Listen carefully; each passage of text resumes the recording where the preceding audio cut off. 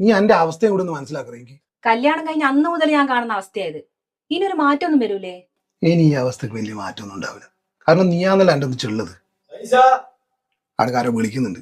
എനിക്ക് ഞാൻ പറഞ്ഞിട്ട് ഞാൻ പറഞ്ഞുതരാം. എന്നാടാ എന്തെന്നാ നീ ഒച്ചപ്പാട്?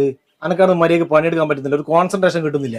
ഏത് തേങ്ങ പറിക്കുന്ന എന്നാണ് എടാ എനിക്കറിയില്ലേ, ചോരുന്ന പാത്രത്തിൽ വെള്ളെടുത്ത അവസ്ഥയുണ്ട്. ഇന്ന് പോയപ്പോ എടാ ഓളെ അനിയത്തിന്റെ കുട്ടീന്റെ പേര് വിളിയാന്ന്. ഓൾ എന്റെ കുട്ടിക്ക് കൊടുത്തത് 1 പവനാണ്. ഞാൻ തിരിച്ചങ്ങ് 1.25 കൊടുക്കണം എന്ന് ഓള് പറയുന്നു. എന്തായാലും 1.25 കൊടുക്കണോ? ഒന്ന് കിട്ടിയതല്ലേ? നീ കല്യാണം കഴിച്ചിട്ടില്ലല്ലോ, എന്നാ നീ നോടിയണ്ടാ. എന്റെ ചങ്ങായി ഇനി എന്റെ കിഡ്നി മാത്രമേ ബാക്കിയുള്ളൂ. നിൽക്കേ സ്വർണത്തിന് 1.30 പോലും. ഇനി ഞാനിങ്ങനെ മേടിക്കണ്ട്. അപ്പൊ നീ പത്രമൊന്നും വായിക്കില്ല? ഇല്ല. സ്വർണത്തിന് വില കുറഞ്ഞു പോലൂ. ആ എത്ര? പവന് 100 റുപ്യ. എന്റെ ഓളല്ലടാ. തക്കിട്ട തം കിടത്തിക്ക് ജം തണം തത്തരും തക്കിട്ട തങ്കിടത്തിക്ക് തിരക്കിടത്തിക്ക്